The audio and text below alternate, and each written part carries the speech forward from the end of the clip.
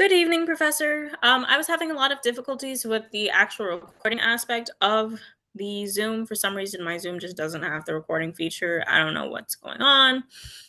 So anyway, I am simply live streaming this to YouTube, so you'll get a YouTube link, which you'll see here in a moment. So, I am recycling the thing. Oh, I'm recycling the same template that the same thing that I was using for the essay. If I could just remember how to publish it. Okay. I don't remember how to put this in like PowerPoint. Oh my gosh, this is so sad. Okay, hold on. Yeah, this is pretty good. Okay. Yeah, I'll use it from this. So, basically, I wanted to get into the biology, chemistry, or what have you of hand washing. So the CDC reports that only about 1 in 3 food workers wash their hands at the appropriate times and in the correct manner. And as someone who has worked in the quick service industry as a manager for the last 7 years, I became curious in this topic of hand washing. Personally, it was my responsibility to ensure that all of my employees were engaged in proper hand washing procedures, and that is something that is crucial to the overall success of our team and for guarantees the safety of our guests. We often deal with a variety of foods and substances, from raw and semi-cooked products to potentially hazardous cleaning materials. All of these items provide potential pitfalls for the transfer of harmful pathogens that can put both the team and the guests at risk. So, in order to ensure everybody's safety, it was my top priority that all of my employees understand both the mechanics of proper hand washing and, at that point in time, very limited understanding of the biological reasons as to why we do it. So, there's that statistic, CDC, only 1 of 3 food workers are engaged in proper hand washing. Um, oh, it's moving so quickly. Okay, there we go. Oh my gosh. Skip, skip. There we go. Okay, so human hands. While human hands are often overlooked, they actually serve as a primary vehicle for the transmission of pathogens. With their constant interaction with the environment, our hands become unwitting carriers of a multitude of microorganisms. Whether it's touching doorknobs, handrails, or even our own faces, our hands pick up pathogens from every surface they encounter.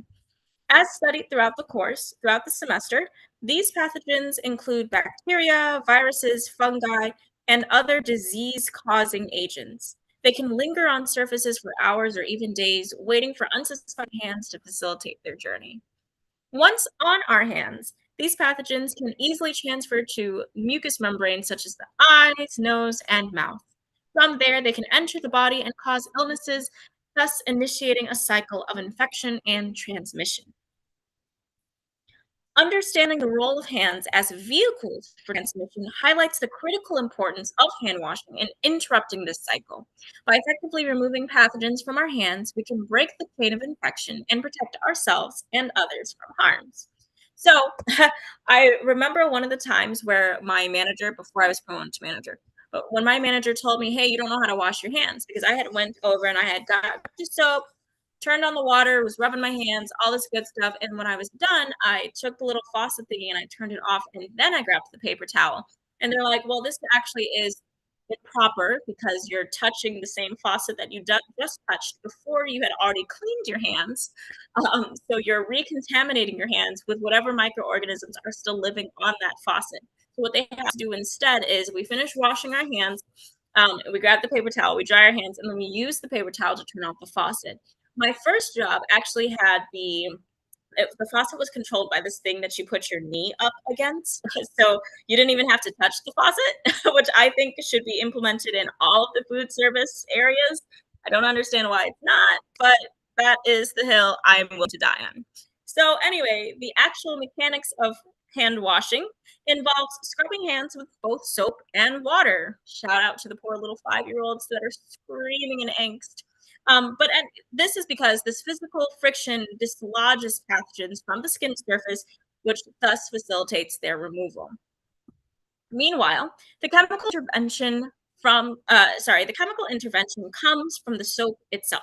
Soap is chemically constructed. I don't know how, but I'm taking intro to chemistry, so I wanted to throw that in there. Soap is chemically constructed in a way that disrupts the cell membranes of bacteria and viruses, rendering them inactive and unable to cause infection.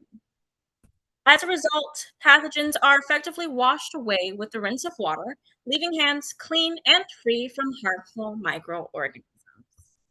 Um, so yeah, that is my presentation. And you asked for a semester recap, basically what it is that we learned, what it is that we're taking away from this class.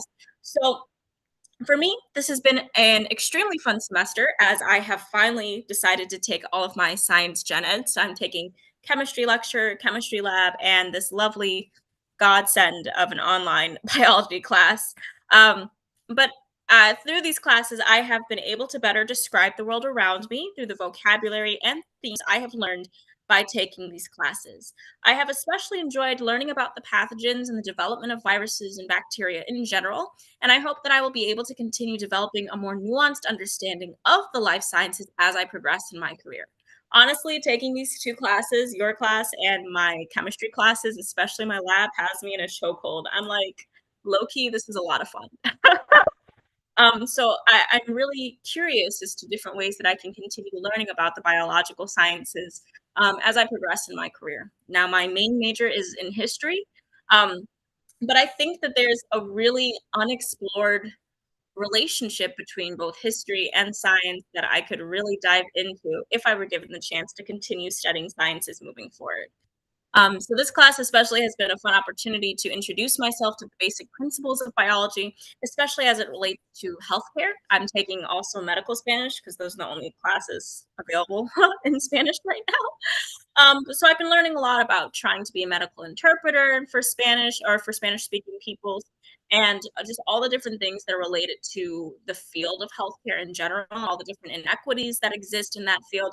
And a lot of it comes down ultimately to misinformation or a lack of information.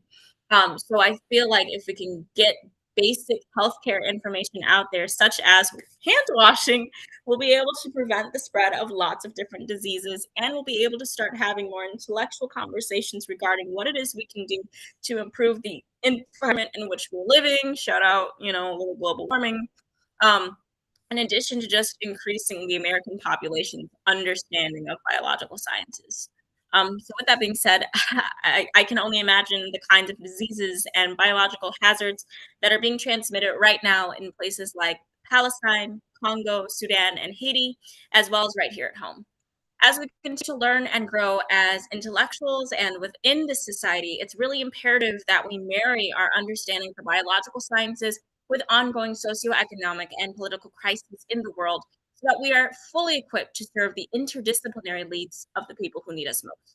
So, thanks so much for a cool semester. Have a good rest of your life.